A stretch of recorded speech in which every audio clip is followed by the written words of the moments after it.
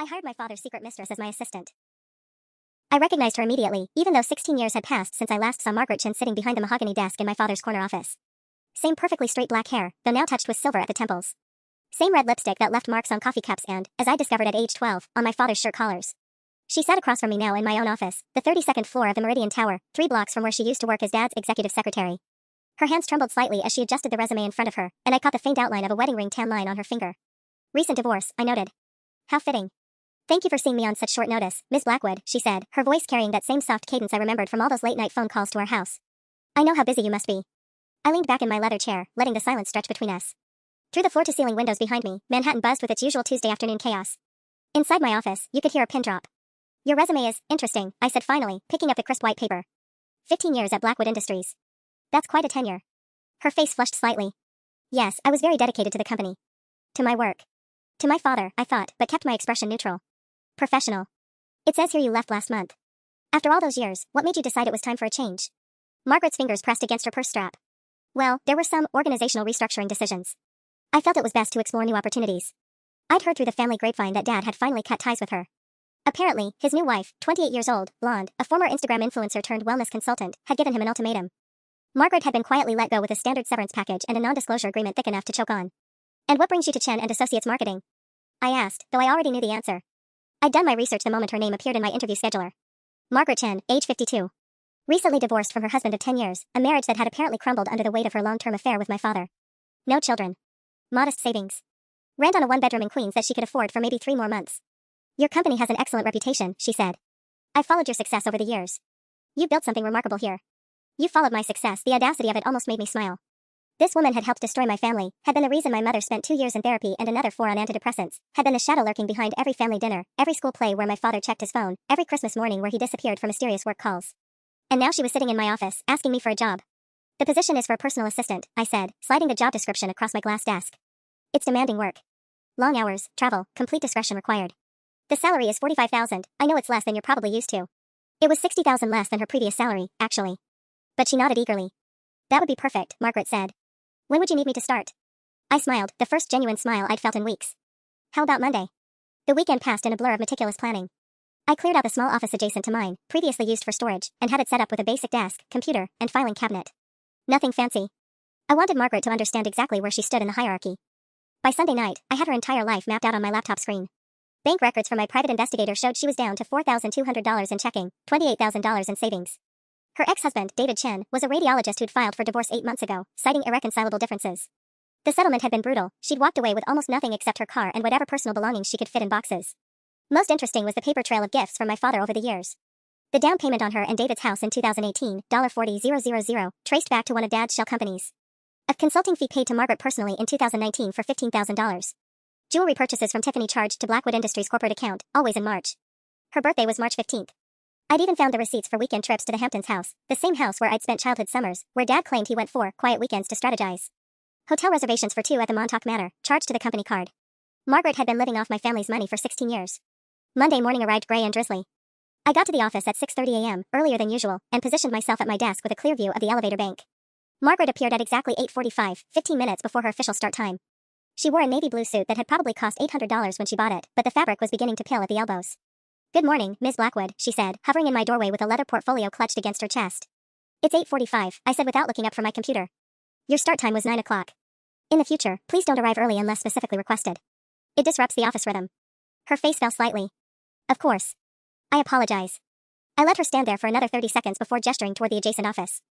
Your workspace is through that door. I've left your first assignment on the desk. I need you to digitize all the client files from 2019. The scanner is temperamental, so you'll need to do each page individually. It was busy work. Mindless, tedious busy work that would take her at least 3 days to complete. The files were already digitized and backed up to our cloud server. I'll also need you to reorganize my personal calendar, I continued, pulling out a leather planner thick with appointments. Everything needs to be transferred to the new system, cross-referenced with client priorities, and color-coded by urgency level. The legend is on page 47. Margaret nodded eagerly. Absolutely. Is there anything else you need this morning? Coffee, I said. There's a Starbucks 3 blocks east on Madison. I take a Grande Pike Place, black, with exactly 1 packet of raw sugar. Not regular sugar, raw sugar. They'll know what that means. Of course. She fumbled for her phone to make a note. Oh, and Margaret? I called as she turned to leave. When you introduce yourself around the office, make sure people know you're my personal assistant. I want everyone to understand the reporting structure clearly. I wanted everyone to know that Margaret Chen, my father's former mistress, the woman who'd helped him betray my mother for over a decade, was now fetching my coffee and scanning old paperwork for $45,000 a year. The look of quiet humiliation that flickered across her face was worth every penny. The first week passed exactly as I'd planned. Margaret arrived each morning at 8:58 a.m. sharp, 2 minutes before her scheduled start time. She'd learned quickly. By Wednesday, she'd finished the meaningless file digitization project and moved on to reorganizing my contact database, another task I'd specifically designed to be mind-numbing. I found myself inventing increasingly petty assignments. Alphabetizing business cards that were already alphabetized. Transcribing handwritten notes that existed perfectly fine in their original form. Calling vendors to verify contact information that I knew hadn't changed. But something unexpected started happening by Thursday. Margaret never complained. Not once. She tackled every ridiculous task with the same quiet determination, staying late without being asked, even catching actual errors I hadn't noticed in genuinely important documents. Ms. Blackwood, she knocked on my office door Thursday afternoon around 4 p.m. I found a discrepancy in the Morrison Industries contract. Section 12 references a delivery date of March 15th, but the payment schedule assumes March 30th completion. I looked up from my laptop, genuinely surprised. The Morrison contract was worth $340,000, and I'd been so focused on creating busy work for Margaret that I'd missed reviewing the final draft. You're right, I admitted, pulling up the document. Good catch. I'll have legal revise Section 12. I took the liberty of calling Morrison's office, Margaret continued, consulting her notepad. Their project manager, Janet Walsh, confirmed they need delivery by March 15th for their product launch. I can draft the revision language if you'd like to review it first. This was not part of my plan. Margaret was supposed to be drowning in meaningless tasks, growing frustrated and demoralized. She wasn't supposed to be competent. That would be fine, I said curtly. Have it to me by end of day. She nodded and turned to leave, but something made me call after her. Margaret, why aren't you angry? She paused in the doorway, her hand on the frame. For a moment, her composed mask slipped, and I saw something raw underneath. Angry about what? You were making 6 figures at Blackwood Industries. Now you're reorganizing my sock drawer for $45,000 a year. I leaned back in my chair, studying her face. Most people would be furious. Margaret was quiet for so long I thought she might not answer. When she finally spoke, her voice was barely above a whisper. I deserve this. The words hung in the air between us like a confession. She looked directly at me for the first time since Monday, and I saw something I hadn't expected. She knew exactly who I was. You've always known, I said. It wasn't a question. Since the moment I walked into your office last week. Margaret's fingers gripped the doorframe. You have your mother's eyes, but your father's determination. I recognized both. My carefully constructed plan suddenly felt less satisfying. The game was different when your opponent knew they were playing.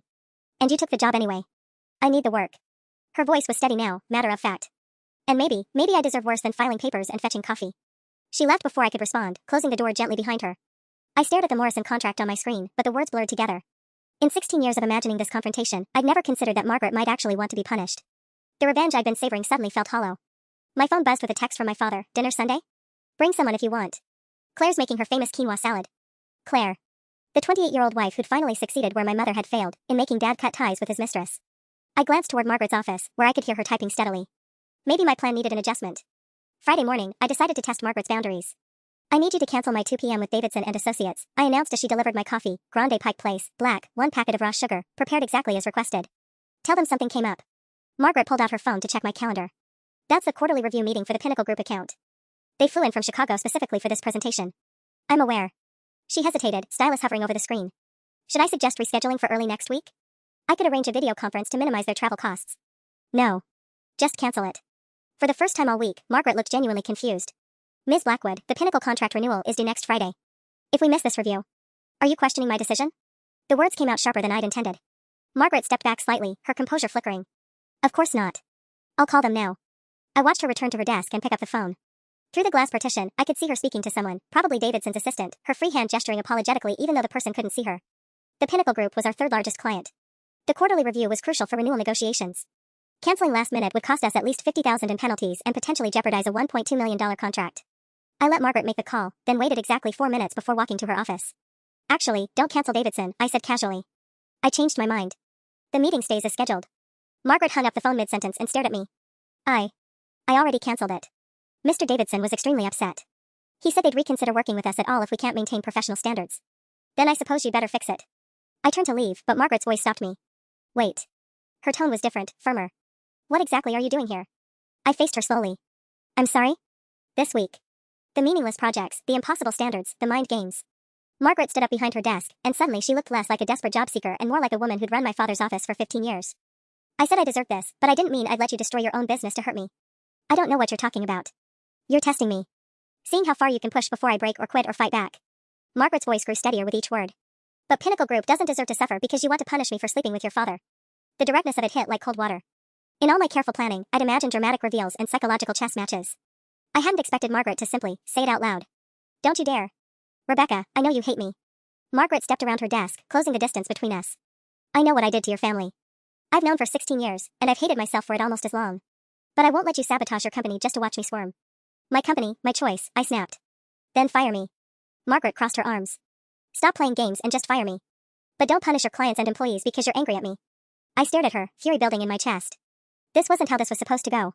She was supposed to be broken down by now, desperate and groveling. Instead, she was lecturing me about business ethics. Call Davidson back, I said finally. Tell them there was a miscommunication. Offer to cover their hotel expenses for the inconvenience. Margaret nodded once, crisply. Of course. As she reached for the phone, I realized my first tactical error. I'd underestimated my enemy. But the game was far from over.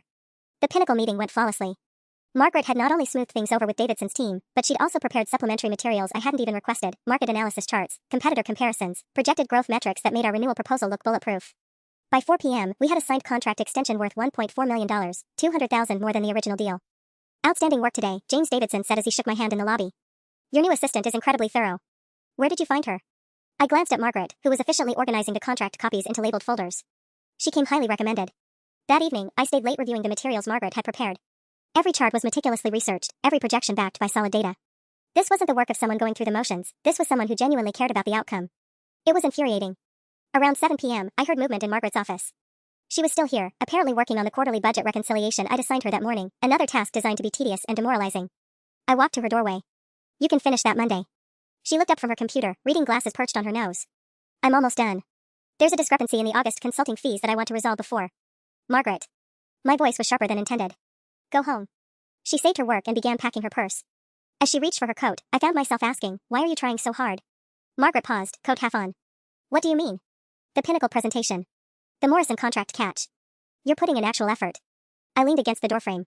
You know I hired you to humiliate you, not because I need an assistant. I figured that out around Tuesday, she said quietly. When you had me alphabetize business cards that were already in perfect order. So why stay? Why not just quit and find another job? Margaret finished putting on her coat, taking her time with each button. Because I owe your family more than I can ever repay. And because. She hesitated, then met my eyes directly. Because you're brilliant at what you do, Rebecca. This company, what you built, it's impressive. I may deserve your hatred, but your business doesn't deserve to suffer because of it. She gathered her purse and headed for the elevator. I watched the numbers climb as it carried her down to street level, then returned to my office and pulled out my laptop. Time for phase 2. I opened Facebook and began typing a post in the New York Marketing Professionals group, 12,000 members, including most of Manhattan's advertising elite and several people who'd worked at Blackwood Industries over the years. Asterisk thrilled to announce that Margaret Chen has joined our team at Chen & Associates Marketing as my personal assistant. Some of you may remember Margaret from her long tenure at Blackwood Industries, where she worked very closely with the executive team for over 15 years. Looking forward to putting her extensive experience to good use. Asterisk. I stared at the screen, cursor hovering over the post button. The wording was carefully crafted, innocent enough on the surface, but anyone who knew about Dad's reputation would read between the lines. Within hours, the whispers would start. Within days, everyone would know exactly who Margaret was and why she'd really left Blackwood Industries. My phone buzzed. A text from my college roommate Sarah, asterisk drinks tonight? I have drama to spill about my terrible date. Asterisk. I glanced back at the Facebook post, then at Margaret's darkened office. Asterisk can't tonight. Working late. Rain check? Asterisk. Instead of posting, I closed the laptop and grabbed my coat. The Facebook post could wait until Monday. I wanted to see Margaret's face when her professional reputation crumbled around her. But as I rode the elevator down to the lobby, I couldn't shake the image of her working late on a Friday night, trying to reconcile budget discrepancies for a woman who'd openly admitted to hiring her for revenge. Maybe she was playing a longer game than I'd realized. Maybe the guilt and dedication were just another manipulation, designed to make me lower my guard. Or maybe Margaret Chen was exactly what she appeared to be, a woman who'd made terrible choices and was trying to do right by the daughter of the family she'd helped destroy. Either way, Monday would bring answers. Monday morning arrived with an unexpected complication. I found Margaret already at her desk at 8:45 a.m., but she wasn't alone. A tall man in an expensive charcoal suit stood beside her, his hand possessively placed on her shoulder. Even from across the office, I could see the family resemblance, the same sharp cheekbones, the same confident posture. Rebecca. Margaret called out, waving me over with forced brightness. I'd like you to meet my son, David Chen Jr. He's in town for a few days. David Jr. looked to be around my age, maybe 30, with a kind of polished appearance that screamed investment banking or corporate law. His handshake was firm, his smile practiced. Miss Blackwood, what a pleasure, he said, his voice carrying just a hint of his mother's accent. Mom's told me so much about her new position. She's absolutely thrilled to be working with you. I glanced at Margaret, whose smile seemed strained around the edges. Has she? Oh yes. She says you're incredibly talented, building this company from nothing. David Jr.'s eyes swept appreciatively around the office space. Very impressive for someone so young. Margaret's face had gone pale. David, I'm sure Ms. Blackwood has a busy schedule. Actually, I was hoping to take Mom to lunch today, he interrupted smoothly. Celebrate her new job properly. Maybe you could join us? I'd love to hear more about your business philosophy. The invitation hung in the air like a trap, though I wasn't sure who was setting it. Margaret looked genuinely panicked, which only made me more curious. I'd be delighted, I said, watching Margaret's expression crumble. Shall we say noon? I know an excellent place on Fifth Avenue. After David Jr. left, promising to return at noon, Margaret sat heavily at her desk. For the first time since she'd started, she looked truly defeated. You didn't tell me you had a son, I said, perching on the edge of her desk. It never came up. Margaret's voice was barely audible. He lives in Singapore. He's only here for a conference. Investment banking? Corporate acquisitions. She rubbed her temples. Rebecca, about lunch. What does he know about your previous employment situation? The question landed like a physical blow. Margaret's hand stilled on the keyboard, and when she looked up at me, her eyes were filled with something close to desperation. David thinks I left Blackwood Industries for a better opportunity. He doesn't know about. She gestured vaguely between us. About any of it. The real reason I was let go, the affair, the divorce. I told him his father and I grew apart naturally. I felt a smile tugging at my lips. This was better than any Facebook post. That must be difficult, I said, my voice dripping with false sympathy. Keeping so many secrets. Please. Margaret's composure finally cracked. I'll do anything you want. Work weekends, take a pay cut, whatever. But please don't humiliate me in front of my son. The raw desperation in her voice should have been satisfying. This was exactly the kind of power I'd wanted over her. But something about it felt wrong, like kicking someone who was already down. He seems proud of you, I observed. He's all I have left. Margaret's voice broke slightly. After the divorce, after everything fell apart, he's the only good thing I didn't destroy. He still respects me. I thought about my own relationship with my father, the years of disappointment, the gradual erosion of respect, the way he'd chosen his mistress over his family again and again. The idea of losing the one person who still looked up to you. Lunch should be interesting, I said finally, standing up from her desk. I have some calls to make before noon. As I walked back to my office, I could hear Margaret's quiet, desperate breathing behind me. Phase 2 was working better than I'd imagined. But for some reason, victory felt a lot like cruelty. The restaurant I chose was deliberate, Lou Bernardine, where the Manhattan elite went to see and be seen. Where conversations carried across marble floors and discretion was a luxury not everyone could afford. I arrived 5 minutes early and requested the table by the windows, perfect for observing the lunch crowd that would inevitably include someone from Dad's social circle. Margaret and David Jr. arrived precisely at noon. She'd changed into a different blouse, cream silk instead of navy cotton, and applied fresh lipstick, but I could see the tension in her shoulders as the maitre d' led us to our table. This is lovely, David Jr. said, settling into his chair with practiced ease.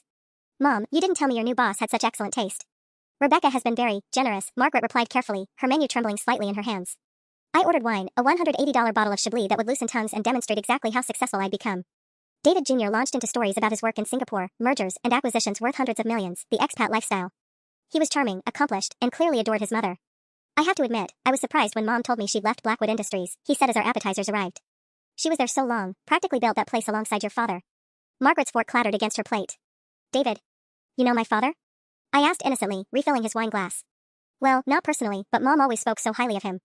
Said he was like a mentor to her, really helped develop her career. David Jr. beamed at Margaret. She was devastated when the company restructured and eliminated her position. But I told her it was a blessing in disguise, now she gets to work with someone who actually appreciates her talents. The irony was exquisite. Margaret sat frozen between us, watching her carefully constructed lies unravel with each word her son spoke. Your father sounds like he was very dedicated to your mother's development, I said, savoring the double meaning. How long would you say they worked together so closely? Oh, 15 years at least, David Jr. continued, oblivious to his mother's growing panic. Late nights, weekend strategy sessions, business trips. Mom practically lived at that office during my teenage years. David, please, Margaret's voice was barely a whisper. I'm just proud of you, he said, reaching over to squeeze her hand. After Dad and you divorced, I worried you'd lost your confidence. But look at you now, new job, fresh start, working with someone who clearly values what you bring to the table. I watched Margaret's face crumble as her son unknowingly catalogued every lie she told him. The late nights she blamed on work dedication. The divorce she'd attributed to growing apart naturally. The career transition she painted as a positive choice. Tell me about these business trips, I said, leaning forward with apparent interest. Your father's company must have had interesting clients. Rebecca, Margaret's voice carried a warning edge. But David Jr. was already speaking, wine loosening his tongue. Oh, the Hamptons retreats were legendary. Mom would come back with these detailed strategy reports. She was so committed to excellence. The Montauk Manor receipts flashed through my mind, weekend reservations for two, charged to Blackwood Industries while my mother waited at home for Dad's important client meetings. Margaret stood abruptly, her napkin falling to the floor. Excuse me, I need the restroom. She practically fled from the table, leaving me alone with her son. David Jr. watched her retreat with concern. Is she all right? She seems nervous lately. New job stress, I said smoothly. It's a big adjustment, working for someone her own daughter's age after 15 years with the same company. You're very kind to give her this opportunity. She needs stability right now, after everything with the divorce. He lowered his voice conspiratorially. Between you and me, I think there was more to it than she's told me. Mom's never been good at admitting when she's struggling. Through the restaurant windows, I could see Margaret pacing outside on the sidewalk, phone pressed to her ear. Probably calling Dad, though what she expected him to do was beyond me. Family secrets have a way of surfacing eventually, I observed, watching David Jr. nod sagely. When Margaret returned, her composure was shakier than before. She made it through the main course with minimal conversation, deflecting her son's questions about her new responsibilities and dodging my carefully planted inquiries about her previous work experience. As we waited for the check, David Jr. excused himself to take a call. The moment he stepped outside, Margaret leaned across the table. "What do you want from me?" she whispered fiercely. "I've humbled myself. I've taken your busy work. I've let you treat me like a servant. What more do you need?" "The truth," I said simply. "For once in your life, just tell the truth." "Which truth?" "That I destroyed your family? That I'm a horrible person who deserves everything you're doing to me?" Margaret's eyes filled with tears. "Or that your father pursued me for 2 years before I finally gave in? That I tried to end it a dozen times? That watching him choose his new wife over me felt like justice?" Her voice broke on the last words, raw and desperate. Around us, the elegant lunch crowd continued their conversations, oblivious to the drama unfolding at table 12. David Jr. returned, sliding back into his seat with an apologetic smile. "Sorry about that. Singapore never sleeps." "We should head back," I said, signaling for the check. Monday afternoons are always busy. As we gathered our coats, I caught Margaret's eye one final time. She looked utterly defeated, and for the first time since this began, I wondered if I was becoming exactly like my father, someone who hurt people simply because I could. But then I remembered my mother's face the day she found those hotel receipts, and the doubt vanished. This was justice. Even if it felt remarkably like revenge. That evening, I stayed late at the office, ostensibly reviewing quarterly projections but really just avoiding going home to my empty apartment. The lunch with David Jr. had left me feeling unsettled in ways I couldn't quite articulate. Around 8 p.m., I heard the familiar ding of the elevator, followed by footsteps across the marble lobby. Margaret appeared in my doorway, still wearing the cream silk blouse from lunch but looking considerably more disheveled. Her carefully applied lipstick had worn off, and there were faint mascara smudges beneath her eyes. "We need to talk," she said, her voice steadier than it had been at the restaurant. I gestured to the chair across from my desk. "I'm listening. David called me 3 times this afternoon. He's not stupid, he picked up on the tension at lunch, and now he's asking questions I can't answer." Margaret sat down heavily, her purse clutched in her lap like a shield. "He wants to take me to dinner tomorrow night. Wants to catch up properly about my new life." "Sounds lovely. The Smith is excellent if you're looking for recommendations." "Stop it." The sharpness in her voice surprised me. "Just stop with the games for 5 minutes and listen to me." I raised an eyebrow but said nothing. "My son graduated summa cum laude from Wharton. He built a 7-figure portfolio before he turned 28. He's everything I could have hoped for, and the only relationship I didn't completely destroy." Margaret's hands twisted around her purse straps. "But he's also perceptive enough to dig until he finds the truth. And if he starts investigating why I really left Blackwood Industries, he'll discover what everyone else already suspected," I finished. "That his mother was sleeping with her married boss for 16 years. Margaret flinched but didn't deny it. "Yes. And you're worried he'll lose respect for you?" "I'm worried he'll never speak to me again." Her voice cracked slightly. "David idolized his father. When Robert and I divorced, I told David that his father had simply fallen out of love with me. That we'd grown apart naturally. He still calls Robert every Sunday, still thinks their marriage failed because I wasn't interesting enough to hold on to." The bitter irony wasn't lost on me. Margaret had protected her ex-husband's reputation at the expense of her own, just like my mother had initially tried to do when she discovered Dad's affairs. "What exactly are you asking me for?" I said. "A truce. Just for the next 2 days, while David's in town." Margaret leaned forward, her composure cracking. "I'll sign whatever you want, a confession, a public apology, a detailed account of everything that happened between your father and me. But please don't destroy what's left of my relationship with my son." I studied her face, looking for signs of manipulation or calculated desperation. But all I saw was a mother terrified of losing the only person who still loved her. "You'd really do that? Put it all in writing? Every detail? Every hotel room, every lie I told, every time I let your father choose me over his family?" Margaret's voice was barely above a whisper. "I'll give you everything you need to destroy both our reputations completely. Just let me have dinner with David tomorrow night without him questioning why his successful mother is suddenly fetching coffee for someone half her age." I leaned back in my chair, considering the offer. A written confession would be worth more than months of psychological torture. It would give me exactly the ammunition I needed to expose both Margaret and my father publicly, professionally, and permanently. "I'll think about it," I said finally. Margaret nodded and stood to leave. At the doorway, she paused. "For what it's worth, Rebecca, I really am sorry. Not because I got caught, not because I lost everything, but because I helped your father become the kind of man who could abandon his daughter for a woman who meant nothing to him in the end." She left before I could respond, her heels echoing across the empty office as she walked toward the elevator. I sat alone in my office, staring out at the glittering Manhattan skyline, and wondered why victory was starting to taste so much like ash. Tuesday morning brought an unwelcome surprise. I arrived at the office at 7:30 a.m. to find Margaret already at her desk, but she wasn't alone. A woman in her 60s sat across from her, silver hair pulled into an elegant chignon, wearing a Chanel suit I recognized from Bergdorf's fall collection. My breath caught in my throat. Eleanor Whitman, senior partner at Whitman and Associates PR, and more importantly, my mother's oldest friend. "Rebecca, darling." Eleanor stood and embraced me warmly. Margaret was just telling me about her new position. What a small world this is. I shot a warning look at Margaret, who was studying her hands with sudden fascination. "Eleanor, what brings you here so early?" "I was having breakfast at the plaza with the Morrison Industries CEO, you know, Janet Walsh, and she mentioned the outstanding work your team did on their contract. Specifically praised your new assistant's attention to detail."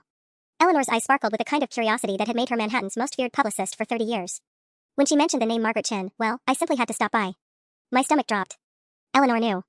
She'd always known about Dad's affairs, had been the one holding my mother's hand during the worst of the divorce proceedings. If she was here, it meant she'd connected the dots between Margaret and Blackwood Industries. Small world indeed, I managed, my voice tight. "Oh yes. Margaret and I go way back, don't we?" Eleanor's smile was razor sharp. "I believe we met at several Blackwood Industries Christmas parties over the years. You always seemed so dedicated to the company." Margaret's face had gone completely pale. Mrs. Whitman, I should get back to work. Nonsense. I was just telling Rebecca how impressed Janet Walsh was with your work. Apparently you caught a critical error that could have cost them hundreds of thousands. Eleanor settled back into her chair, clearly not planning to leave anytime soon. Tell me, how are you finding the transition from executive secretary to personal assistant? That must be quite an adjustment after 15 years. The question hung in the air like a loaded weapon. Margaret's hands trembled slightly as she reached for her coffee cup. It's been educational, Margaret said carefully. I imagine so. Eleanor turned to me with theatrical concern. Rebecca, darling, I hope you're being appropriately cautious. In my experience, people who've been involved in complicated workplace situations sometimes carry baggage that can affect their professional judgment. I'm sure I don't know what you mean, I replied, though my heart was racing. Of course not. But you know, your mother always worried about your trusting nature. She used to say you got that from her, the tendency to see the best in people, even when they've proven themselves capable of less than honorable behavior. Margaret stood abruptly, her chair scraping against the floor. I should start on the quarterly reports you requested, Ms. Blackwood. Actually, Margaret, why don't you take an early lunch? I said, my mind racing. Eleanor and I have some catching up to do. After Margaret grabbed her purse and fled toward the elevator, Eleanor leaned back in her chair with a satisfied smile. Interesting hiring choice, she said, her voice dropping its theatrical warmth. I assume you know exactly who she is? Should I? Rebecca, I've known you since you were 12 years old. I held your mother while she cried over hotel receipts and lipstick stains. Eleanor's expression grew serious. So let's skip the innocent act. The question is, what exactly are you planning to do with Margaret Chin? I met her gaze steadily. I have no idea what you're talking about. Then let me be very clear, Eleanor said, standing and smoothing her skirt. Your mother spent 5 years rebuilding her life after your father's betrayal. She's finally happy, finally at peace. If you're planning some dramatic revenge scheme that drags her back into this mess, I will personally ensure it backfires spectacularly. She gathered her purse and headed for the door, then paused. Oh, and Rebecca? Margaret's son called my office this morning. Apparently he's having dinner with some colleagues tonight and wanted recommendations for his mother to join them. I suggested Lou Bernardine. Eleanor's smile was arctic. I do hope she's prepared for a very interesting evening. That afternoon, Margaret returned from her extended lunch looking like she'd seen a ghost. She went straight to her desk without meeting my eyes, immediately burying herself in the quarterly reports with an intensity that bordered on manic. I waited exactly 47 minutes before walking to her office doorway. Eleanor Whitman seems to know you well, I said casually, watching Margaret's shoulders tense. We've met at a few industry events over the years. Her voice was carefully neutral, but I could see her hands trembling as she typed. Funny thing about Eleanor, she's very thorough when she's protecting people she cares about. I stepped into Margaret's office and closed the door behind me. She also mentioned that your son called her office today. Margaret's typing stopped abruptly. What? Apparently David Jr. is having dinner with some colleagues tonight. Eleanor was kind enough to suggest Lou Bernardine. I watched the color drain from Margaret's face. The same restaurant where we had such an enlightening lunch yesterday. I don't understand. But I could see in her eyes that she understood perfectly. Eleanor Whitman has been Manhattan's premier crisis management specialist for 30 years. She doesn't make social calls or random restaurant recommendations. I perched on the edge of Margaret's desk, forcing her to look up at me. She's orchestrating something. Margaret's phone buzzed with a text message. She glanced at it and went completely white. What does it say? I asked. With shaking fingers, Margaret turned her phone toward me. The message was from David Jr., * looking forward to dinner tonight. Mrs. Whitman's colleague Janet Walsh will be joining us. Apparently she worked with you recently and insisted on meeting. See you at 7 p.m. * Janet Walsh. The Morrison Industries CEO who'd praised Margaret's work on their contract. The same woman Eleanor had been having breakfast with this morning when she decided to pay us a visit. This isn't a coincidence, Margaret whispered. She's setting something up. I pulled out my own phone and scrolled through my contacts until I found Eleanor's number. She answered on the first ring. Rebecca, darling. I was just thinking about you. What are you doing, Eleanor? Having dinner with some lovely people tonight. Your mother's taught me to appreciate good company and honest conversation. Her voice carried that deceptively light tone she used before destroying someone's reputation in the press. Leave Margaret's son out of this. Oh, but David Jr. seems like such a bright young man. Very curious about his mother's career trajectory. Janet Walsh was fascinated by his questions about workplace dynamics and professional ethics. Eleanor paused meaningfully. Did you know he's considering relocating back to New York? Apparently he's concerned about his mother's recent life changes. My stomach dropped. Eleanor wasn't just threatening to expose Margaret, she was threatening to destroy her relationship with David Jr. by revealing everything at a public dinner where Margaret wouldn't be present to control the narrative. What do you want? I asked. A conversation. Tonight. 8:30 p.m. My office. The line went dead. I looked at Margaret, who was staring at her phone like it might explode. He's going to find out everything, isn't he? She asked quietly. About your father, about the affair, about why I really lost my job. Probably. Margaret closed her eyes. Will you do something for me? What? When he calls me tomorrow, when he's angry and disgusted and never wants to see me again, will you at least tell him that I tried to end it? Multiple times? Her voice broke. Will you tell him that losing his respect was the one consequence I never thought I could survive? I watched Margaret Chin, my father's former mistress, the woman I'd hired specifically to destroy, sitting at her desk preparing for the loss of her son's love. The revenge I'd planned so carefully was happening, but Eleanor Whitman was orchestrating it instead of me. And somehow, that made it feel completely wrong. I stared at Margaret's broken expression for exactly 30 seconds before making a decision that would probably haunt me. Get your coat, I said abruptly. What? We're going to Lou Bernardine. Right now. I was already grabbing my purse, my mind racing through the logistics. If Eleanor wants to play puppet master with your son's life, she can deal with both of us. Margaret shook her head frantically. Rebecca, no. David will see us together. He'll ask questions. He's going to ask questions anyway when Janet Walsh starts talking about workplace ethics and your sudden career change. I pulled out my phone and started dialing. At least this way you control the narrative. The hostess at Lou Bernardine initially claimed they were fully booked, but a mention of Eleanor Whitman's name and a promise of a $500 tip secured us a table with a clear view of the main dining room. We arrived at 6:45 p.m., 15 minutes before David Jr.'s reservation. Margaret sat rigidly across from me, her hands clasped so tightly in her lap that her knuckles had gone white. She'd changed into a black dress that probably cost more than her monthly rent, a remnant from her Blackwood Industries days when Dad's corporate card had covered her wardrobe. This is insane, she whispered for the fourth time. When David sees us here, you're going to tell him the truth. I signaled the waiter for wine, something strong enough to get us both through the next hour. Not Eleanor's version, not some sanitized corporate scandal story. Your version. The truth is that I slept with a married man for 16 years and helped destroy his family. Margaret's voice was flat, defeated. There's no version of that story that makes me look like anything other than what I am. Before I could respond, I spotted David Jr. entering the restaurant with two companions, a woman in her 50s wearing a sharp burgundy suit who had to be Janet Walsh, and Eleanor Whitman herself, looking elegant and predatory in navy silk. They were seated 3 tables away, close enough that I could hear fragments of conversation if I strained. There, I nodded toward their table. Your son is about to have a very educational dinner. Margaret turned to look, and I watched her face crumble as she saw Eleanor lean in conspiratorially toward David Jr., her expression animated with the kind of gossipy intensity that meant she was already sharing details about his mother's complicated employment history. I can't do this, Margaret started to stand, but I grabbed her wrist. Yes, you can. Because the alternative is letting Eleanor Whitman define who you are to the only person whose opinion you actually care about. I tightened my grip. Do you want David Jr. to learn about your affair from Manhattan's most ruthless publicist, or from you? Margaret's phone buzzed with a text. She glanced at it, and I saw tears forming in her eyes. What does it say? She turned the phone toward me. Another message from David Jr. * Mom, are you free to talk tonight? Mrs. Whitman has shared some interesting insights about corporate culture at Blackwood Industries. I'd like to hear your perspective on workplace boundary issues. Workplace boundary issues. Eleanor's euphemism was almost elegant in its cruelty. He already knows, Margaret whispered. She's already told him everything. I looked across the restaurant at Eleanor's table, where David Jr. was now staring at his phone with a confused, hurt expression. Janet Walsh was speaking earnestly, gesturing with her wine glass, while Eleanor watched the entire scene unfold with the satisfied air of someone whose chess pieces were moving exactly as planned. Then you have nothing left to lose, I said, standing up. Come on. Where are we going? To crash your son's dinner party. I dropped 2 20s on the table to cover our wine. If Eleanor wants to destroy your relationship with David Jr., she can do it with you in the room. We walked across the restaurant like we were approaching an execution. Margaret's heels clicked against the marble floor with mechanical precision, but I could feel her trembling beside me. Eleanor spotted us first, her perfectly lipsticked mouth curving into a smile that would have made a shark proud. Rebecca, darling. And Margaret, what a delightful surprise. Eleanor's voice carried across the dining room with theatrical warmth. David, look who's here. David Jr. looked up from his phone, confusion flickering across his face as he took in the sight of his mother and her boss approaching their table uninvited. Janet Walsh, the Morrison Industries CEO, watched us with the keen interest of someone who sensed drama brewing. Mom? What are you doing here? David Jr. stood awkwardly, caught between politeness and genuine bewilderment. I thought you were working late tonight. We were, I said smoothly before Margaret could respond. But Margaret mentioned you were dining here, and I realized I needed to speak with Janet about the Morrison contract follow-up. It was a thin excuse, but it gave us a reason to be standing at their table. Eleanor's eyes glittered with amusement. She knew exactly what game we were playing. How convenient, Eleanor purred. We were just discussing corporate culture and professional relationships. David has such insightful questions about workplace dynamics. Margaret's face went ashen. David. Mrs. Whitman was telling us about some fascinating case studies, David Jr. interrupted, his voice carrying an edge I hadn't heard before. Apparently, inappropriate relationships between executives and their staff are more common than I realized. Fascinating indeed, I said, maintaining eye contact with Eleanor. Though I've always found that the most interesting stories involve people who make assumptions about situations they weren't directly involved in. Oh, but I was involved, Eleanor replied sweetly. As a friend of the family, you might say. I helped several people navigate the aftermath of certain professional entanglements. Margaret's breathing had become shallow and rapid. I could see her calculating whether to flee or fight, every maternal instinct warring with her desire to disappear entirely. David, Margaret said quietly, her voice barely audible above the restaurant's ambient noise. Could we speak privately for a moment? Actually, I think this conversation concerns all of us, Janet Walsh interjected, speaking for the first time. Her voice was crisp, authoritative. Given that I've been hearing conflicting accounts of Margaret's departure from Blackwood Industries. David Jr.'s head snapped toward his mother. Conflicting accounts? Mom, you said your position was eliminated due to restructuring. The silence that followed felt like a held breath. I watched Margaret's face cycle through panic, resignation, and finally something that looked almost like relief. That's not exactly what happened, Margaret said, her voice growing steadier with each word. David, sit down. Please. There are things I should have told you months ago. Eleanor leaned back in her chair, clearly prepared to watch Margaret self-destruct under questioning.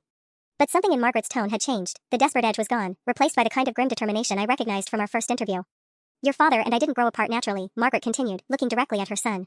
I had an affair. For 16 years. With my boss at Blackwood Industries. David Jr.'s face went completely blank. What? Richard Blackwood was married. He had a daughter, Rebecca. Margaret gestured toward me without breaking eye contact with David Jr. I helped destroy their family, and when Richard's new wife gave him an ultimatum, he chose her. I was terminated to protect his marriage. The revelation hung in the air like smoke. Janet Walsh's eyebrows had climbed toward her hairline. Eleanor's satisfied smile had frozen in place. This wasn't how she'd expected Margaret to handle the exposure. Jesus Christ, Mom. David Jr.'s voice was barely a whisper. 16 years? Yes. Margaret's composure was holding, but I could see the cost in the white-knuckled grip she maintained on her purse. Rebecca hired me knowing exactly who I was. I deserved whatever she planned to do to me. David Jr. looked at me for the first time since the conversation began, really looked, and I saw the moment he put the pieces together, my last name, Margaret's sudden employment change, the obvious power dynamic between us. You hired my mother for revenge, he said. It wasn't a question. The accusation hit like a physical blow, but I forced myself to meet David Jr.'s gaze steadily. Around us, the restaurant's gentle hum of conversation seemed to fade as our table became the center of a very private, very public implosion. Yes, I said simply. I did. Eleanor's eyebrows shot up. Apparently she hadn't expected me to admit it so directly. Janet Walsh was staring at all of us like we were a particularly fascinating car accident. Rebecca, Margaret started, but David Jr. cut her off. How long? He asked me, his voice tight with controlled anger. How long have you been planning this? Since I was 12 years old and found hotel receipts in my father's jacket pocket. The words came out harder than I'd intended. Since my mother started taking sleeping pills to get through the night. Since every family dinner became a performance where we all pretended Dad wasn't texting his secretary. David Jr.'s face cycled through confusion, anger, and something that might have been understanding. So you what, decided to torture my mother for sport? I decided she should experience consequences for her choices. I was dimly aware that other diners were starting to glance in our direction. For 16 years, she lived off my family's money while my mother pretended not to notice lipstick on Dad's collars. That's enough, Margaret said sharply, but for once I wasn't listening to her. Do you know what your mother got for Christmas in 2019, David? A Cartier tennis bracelet worth $8,000, charged to Blackwood Industries' corporate account. The same year my mother spent Christmas alone because Dad had an emergency client dinner in the Hamptons. Stop, Margaret's voice cracked. Please stop. But something had broken loose inside me, 16 years of carefully controlled rage pouring out in Lou Bernardine's elegant dining room. She got luxury vacations, designer clothes, jewelry, even the down payment on your house, all while playing the devoted secretary during business hours and the heartbroken other woman when it was convenient. I turned to Margaret, whose face had gone gray. Tell him about the March trips to Montauk. Tell him how many family birthdays my father missed because he was with you. Rebecca. Eleanor's voice cut through my tirade like ice water. That's quite enough. But David Jr. was staring at his mother with dawning comprehension. The house down payment. You said Dad gave you that money from his retirement fund. Margaret closed her eyes. David. Jesus, Mom. How much of our life was built on money from this man? His voice was getting louder, drawing stares from nearby tables. How much of what you gave me came from destroying someone else's family? All of it, I said before Margaret could answer. Your private school tuition, your college expenses, that car he gave you for graduation, I've seen the paper trail. Your entire privileged life was funded by my father's guilt over choosing your mother over his own daughter. The silence that followed was deafening. David Jr. looked like he might be sick. Margaret was crying silently, tears streaming down her face without any attempt to wipe them away. Even Eleanor seemed stunned by the brutality of what I'd just revealed. You're both horrible people, David Jr. said finally, his voice hollow. He stood up abruptly, his napkin falling to the floor. Mom, you destroyed a family and lied about it for years. And you, he looked at me, you hired her just to humiliate her. You're exactly like him. The comparison to my father hit harder than any physical blow could have. David Jr. threw a $100 bill on the table and walked out of the restaurant without another word, leaving the four of us sitting in the wreckage of what had once been a family dinner. Margaret was still crying, her carefully applied makeup running in black streaks down her cheeks. For the first time since this all began, I felt something that might have been regret. The aftermath of David Jr.'s departure left our table in a toxic silence. Margaret sat frozen, mascara streaking down her cheeks like war paint, while Eleanor steadied her manicured nails with studied indifference. Janet Walsh cleared her throat awkwardly and excused herself to the restroom, clearly desperate to escape the wreckage of what should have been a simple business dinner. Well, Eleanor said finally, her voice carrying that crisp satisfaction of someone whose chess pieces had moved exactly as planned. That was illuminating. I stared at the $100 bill David Jr. had thrown on the table, my earlier righteousness curdling into something that felt suspiciously like shame. You orchestrated this entire thing. I simply facilitated an overdue conversation. Eleanor signaled the waiter for the check with practiced elegance. Though I must admit, your dramatic confession exceeded even my expectations, Rebecca. Very theatrical. You destroyed his relationship with his mother. No, darling. His mother did that 16 years ago when she decided to sleep with your father. Eleanor's smile was razor sharp. I just ensured he learned about it from people who were actually affected, rather than discovering it through office gossip or LinkedIn speculation. Margaret finally looked up, her voice hoarse from crying. He'll never forgive me now. Probably not, Eleanor agreed with brutal honesty. But at least now he knows who he's forgiving or not forgiving. Lies have a way of festering, Margaret. Truth, however painful, tends to be cleaner. I watched Margaret crumble further into her chair and felt an unexpected surge of protectiveness. Eleanor, you've made your point. Have I? Eleanor's eyes locked onto mine with laser intensity. Because from where I'm sitting, you're still playing the same destructive games that consumed your father. Using people, manipulating situations, believing that causing pain somehow balances the scales of justice. The accusation stung because it felt uncomfortably accurate. For 3 weeks, I'd been systematically destroying Margaret's life with the same calculating precision Dad had used to destroy Mom's. The realization sat in my stomach like lead. Your mother spent years learning to let go of her anger, Eleanor continued, her voice softening slightly. She built a new life, found peace, even forgave your father eventually, not for his sake, but for her own mental health. And here you are, dragging everyone back into the same toxic patterns. Margaret's phone buzzed against the table. She glanced at it with desperate hope, but her face fell immediately. He blocked my number. Give him time, I said, surprising myself. Maybe he'll. No. Margaret's voice carried a finality I hadn't heard before. David Jr. has always seen the world in absolutes. Right and wrong, black and white. There's no gray area in his moral universe where his mother can be both a loving parent and a homewrecker. She gathered her purse with shaking hands, her earlier composure completely shattered. Eleanor, thank you for the educational evening. Rebecca, I'll clean out my desk tomorrow morning. I assume you won't be requiring 2 weeks' notice. Margaret, wait, but she was already walking away, her heels clicking across the marble floor with mechanical precision. Eleanor watched her retreat with something that might have been sympathy. Fascinating woman. Stronger than I expected, more fragile than she pretends. Why did you do this? I asked. Really? Because your mother called me last week. She'd heard through mutual friends that you'd hired someone from Richard's office. Eleanor's voice grew serious. She was worried you were planning something that would hurt yourself more than anyone else. Apparently, maternal instincts don't fade, even when daughters think they're protecting themselves through revenge. The realization that Mom knew about my plan hit like cold water. She asked you to intervene. She asked me to make sure you understood the real cost of the game you're playing. Eleanor stood, her Chanel suit immaculate despite the emotional carnage around our table. The question now, Rebecca, is whether you've learned anything from tonight's demonstration. I spent the entire night staring at my apartment ceiling, Eleanor's words echoing in my head. You're playing the same destructive games that consumed your father. By 6 a.m., I'd made a decision that would have seemed impossible 3 weeks ago. Margaret arrived at the office precisely at 8:58 a.m., carrying a small cardboard box and wearing the same navy suit from her first interview. She moved with the mechanical efficiency of someone who'd already emotionally checked out, clearing her desk in silent, methodical sweeps. Margaret. I stood in her doorway, watching her pack the small collection of personal items she'd accumulated. Don't clean out your desk. She paused, a framed photo of David Jr. halfway into the box. Rebecca, after last night. I know what happened last night. I was there. I stepped into her office and closed the door behind me. I also know that I've spent 3 weeks becoming exactly the kind of person I've always hated. Margaret set the photo down carefully, her expression guarded. What are you saying? I'm saying that destroying you won't bring back my parents' marriage. It won't give me back 16 years of family dinners where Dad actually showed up. And it sure as hell won't make David Jr. respect you again. I sank into the chair across from her desk. Eleanor was right, I've been playing my father's games. So what do you want from me now? For the first time in weeks, I heard something other than resignation in Margaret's voice. Not hope, exactly, but curiosity. I want to know if you're actually good at this job, or if you've been performing competence to survive my psychological torture experiment. I pulled out the Morrison Industries contract, pointing to her detailed revision notes. Because this work, the real work, has been exceptional. Margaret studied my face, searching for the trap. You're serious. Dead serious. Chan & Associates Marketing needs a senior account manager. Someone with 15 years of corporate experience who can catch $250,000 contract errors and smooth over client relations disasters. I leaned forward. The salary is $85,000, plus quarterly bonuses based on client retention metrics. That's more than I made at Blackwood Industries. It's what you're worth when someone isn't paying you in guilt money and stolen moments. I stood up, extending my hand across her desk. The question is, can we work together without the elaborate revenge theater? Can Margaret Chin the professional exist separately from Margaret Chin the woman who slept with my father? She stared at my outstretched hand for a long moment, then slowly reached out to shake it. I'd like to try. Good. Your first assignment as senior account manager is the Pinnacle Group expansion project. They want to increase their marketing budget by 40%, and Janet Walsh specifically requested you as the primary contact. I smiled, the first genuine smile I'd managed in Margaret's presence. Apparently your reputation for catching critical details has spread. Over the following months, something remarkable happened. Margaret Chen turned out to be exactly what my company needed, a detail-oriented perfectionist with an encyclopedic knowledge of corporate dynamics and an almost supernatural ability to anticipate client needs. Our quarterly revenue increased by 37%. Client retention hit an all-time high of 94%. More importantly, we learned to work together as professionals. Margaret never mentioned my father unless directly asked about her previous experience. I stopped inventing humiliating tasks and started assigning projects that actually utilized her skills. The office dynamic transformed from a psychological battlefield into something approaching mutual respect. David Jr. never called her back. That loss would always be the real consequence of her choices, not my petty revenge games, but the genuine destruction of the relationship that mattered most to her. Margaret carried that grief quietly, channeling her energy into work with the focused intensity of someone who'd lost everything else. 6 months after Lou Bernardine, my mother invited me to lunch. We met at a small cafe in Central Park, far from the Manhattan power lunch scene where reputation wars were fought over overpriced wine. Eleanor tells me you've made some interesting changes at work, Mom said, stirring sugar into her coffee with studied casualness. Eleanor talks too much. But I was smiling. Margaret's turned out to be the best hire I've ever made, professionally speaking. And personally speaking? I considered the question carefully.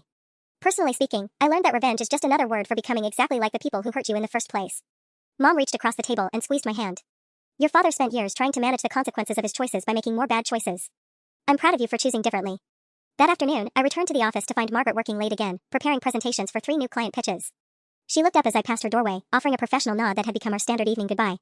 Margaret, I called out, pausing at my own office door. Good work on the Henderson Industries proposal. If we land that contract, you're looking at a significant bonus. Thank you, Rebecca. I'll have the final revisions ready by tomorrow morning. It wasn't friendship.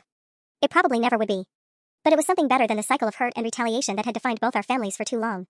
It was two women who'd learned to separate professional excellence from personal history, building something productive from the wreckage of their father's mistakes. Margaret Chen would always be the woman who'd helped destroy my family. But she was also the senior account manager who'd helped me build something better than revenge, a business partnership based on competence rather than manipulation, respect rather than power games. Sometimes the best ending isn't justice or forgiveness, it's simply learning when to stop fighting wars that can't be won and start building something new instead.